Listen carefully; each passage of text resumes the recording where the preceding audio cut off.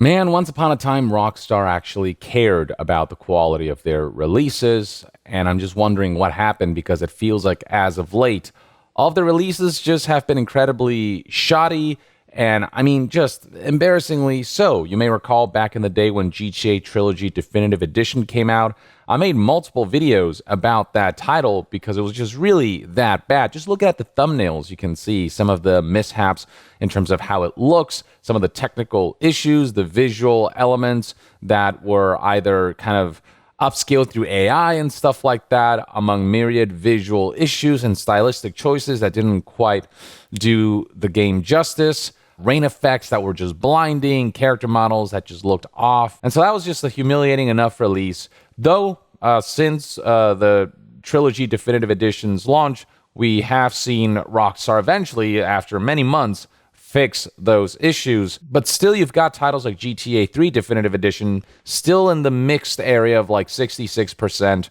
in overall reviews, though some of the newer, older games like Vice City are sitting at mostly positive at 79, and San Andreas sitting at 75.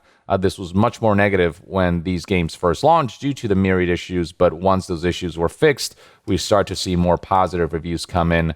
But yeah, currently the worst sitting review score for a GTA game would be GTA 3 Definitive Edition, on Steam at least, in terms of user reviews, with that mixed score of 66. But recently we saw Rockstar release another Grand Theft Auto product, and this one somehow managed to release in a way where it reviewed worse than Trilogy Definitive Edition.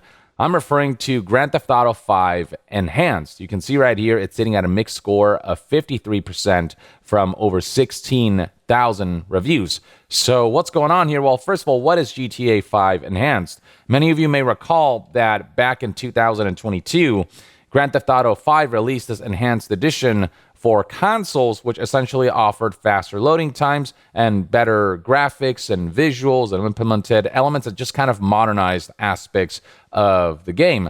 And so what we're seeing here is essentially a PC port of the console's Enhanced Edition, so that PC players can also get just the technically more modern version that offers faster loading times and support for just more modern tech when it comes to graphical output and graphics effects like ray tracing and the like. And so that seems like an overall good thing. So why is the game getting a mixed score? Well, the primary issue is technical, which seems to be a common trend with Rockstar releases as of late, which kind of gets me a little worried about GTA 6, though GTA 6 being kind of such a major release for Take-Two and it being such a landmark kind of title, hopefully they'll put more attention to detail on that and make sure it launches in a solid state. But when it comes to ports like Trilogy Definitive Edition or quote-unquote enhanced editions like this GTA 5 Enhanced, they've kind of been dropping the ball. And the primary element of GTA 5 Enhanced that's been getting panned is the way people have to essentially restart their GTA Online playthrough because account migration is currently broken. And so one of the top reviews you'll see if you look at reviews reads as follows. The GTA Online profile associated with this Rockstar Games account is not eligible for migration at this time. This is the error notice that they get when they want to transfer over and migrate their old save file into this enhanced edition. And keep in mind that this enhanced edition, from what I understand, it is essentially this release that you have to upgrade to and then migrate stuff over.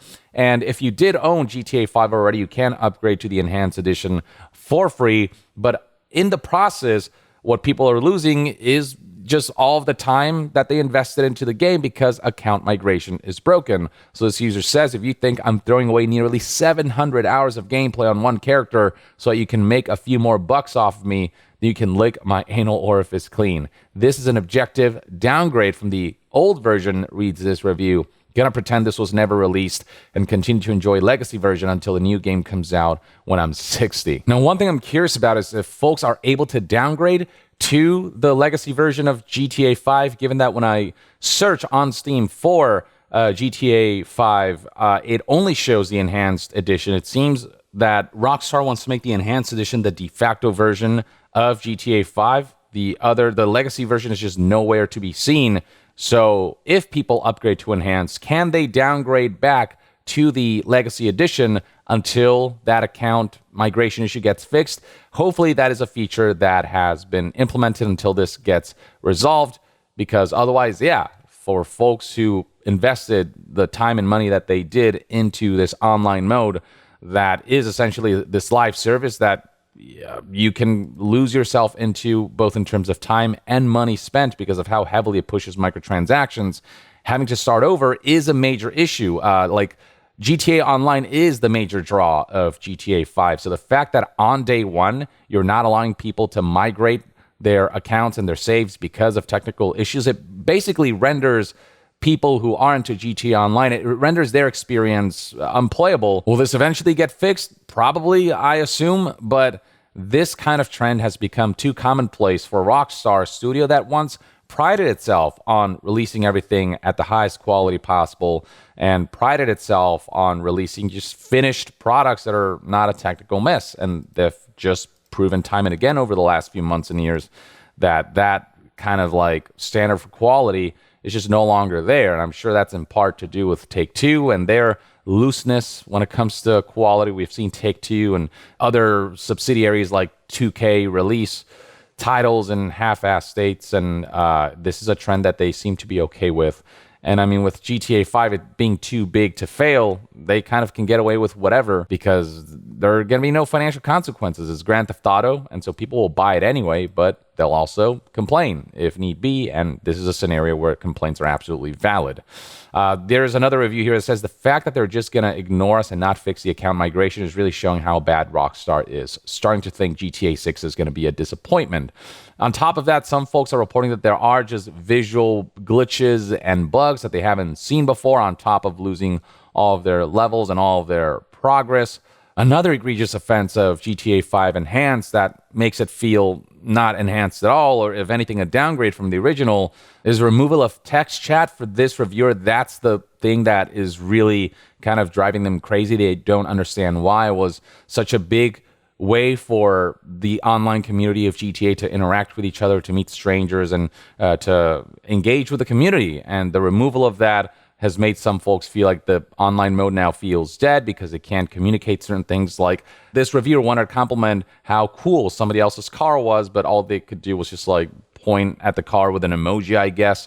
I don't know. They just couldn't relay what they wanted to relay in text form. And so a lot of people are finding that disappointing. Here's another review saying something similar. The only real upgrade here is the loading times. The graphics updates are barely even noticeable most of the time. That's another element, is that in terms of graphics, it doesn't feel like such a big step forward that it justifies some of the drawbacks that people are experiencing with the Enhanced Edition. But also, this reviewer highlights the fact that they removed text chat is just so incredibly stupid that I don't even know how it got approved by anyone. There's not even any quality of life improvements either. It's exactly the same game. The whole thing just feels like a small update rather than an enhanced game. When you add that word enhanced, there's just a certain expectation. This feels like it could have just been a patch or like an email that they made a big deal out of, only for people to find out that there are really not that many things that have been enhanced, like faster loading times. That's great. And I'm sure if you really look into the graphics of the game, like if you go full Digital Foundry, I'm sure there are enhancements graphically, and I'm sure ray tracing does make things look a little better here and there, but nothing so drastic as to justify all of the negative elements currently associated with this Enhanced Edition that launched with a pretty major technical problem that's going to hamper a lot of people's experiences. You can't just, force people to, or encourage them to upgrade to an Enhanced Edition that may lead to them losing hundreds of hours of progress, dozens to hundreds of hours to thousands potentially hours of progress. And that goes especially true for a title that heavily monetizes. Imagine losing not only dozens and hundreds of hours played on a game, but losing all of the purchases that you made, which further highlights why like microtransactions to me are just such a waste of money, because the ability for those purchases to kind of be worthwhile or to hold any kind of value is entirely dependent on the company who runs the game and their ability to ensure that that side of things is stable and that the game itself is still running. Now, that's not to say that there aren't people who do appreciate the enhancements in the Enhanced Edition. For some folks, the graphics enhancements are noticeable enough that they feel like they're having a more positive experience with this version of the game than the previous one and whatnot. Something else that some folks are highlighting is that they're noticing an improvement in terms of the number of cheaters. It's either significantly lower, or some people are just not seeing any cheaters at all anymore. Like this reviewer saying that the biggest improvement is no cheaters. There's still a lot of griefers, but that's something that they can tolerate so long as nobody is kind of ruining the experience through cheats. That obviously gives them an unfair advantage. But enough people are experiencing technical issues with this, over a decade-old title, that it's forced people to leave a lot of negative reviews as to send a message in the hopes that Rockstar will get on this as quickly as possible and address this and keep in touch with the community, because this truly is unacceptable for a launch of this magnitude and for a game that, again, is encouraging people to upgrade to a version that currently is just worse off than the original. Now, once the account migration issue does get fixed, I do believe that ultimately you're going to be just looking at GTA 5 with better loading times and graphics and some little neat features like 3D audio and whatnot. And I do believe that these reviews will eventually start ticking back up, but this just should not be an issue at all. It basically feels like the enhanced version of GTA 5 shut down the game for some folks, just temporarily rendered their existing character that they've invested a lot of time in completely useless up until this issue gets resolved. And I don't know if there have been any updates on that. They haven't been communicating, so there's uncertainty as to when this will get fixed. But given that this is a major enough issue, I would imagine that Rockstar is deeming this a pretty high priority and that it'll get resolved sooner rather than later is the hope. But this is definitely one of those like unacceptable issues that I think justifies the flood of negative reviews from people who want to get back to playing the game, but trusted that the enhanced edition would be enhanced, upgraded, and are finding that they can't actually experience this so-called enhanced version. So hopefully that will get kind of hashed out and all resolved sooner rather than later. In the meantime, though, I'd love to hear what your thoughts and opinions are on this situation with GTA 5 Enhanced. And if you've been playing GTA 5 Enhanced on PC, are you experiencing similar issues? And what do you think about the upgraded experience, quote unquote, overall? Do you notice the upgrades? Do you think this is a significant step up? Or do you feel like this is ultimately, a negligible update that also just, I guess, breaks certain things for some folks? Share your experiences with this and your thoughts on this in the comments below. And to be further updated on all things gaming news, reviews, and discussions, stay tuned right here on Young Yeah. I'll see you guys next time. Young out.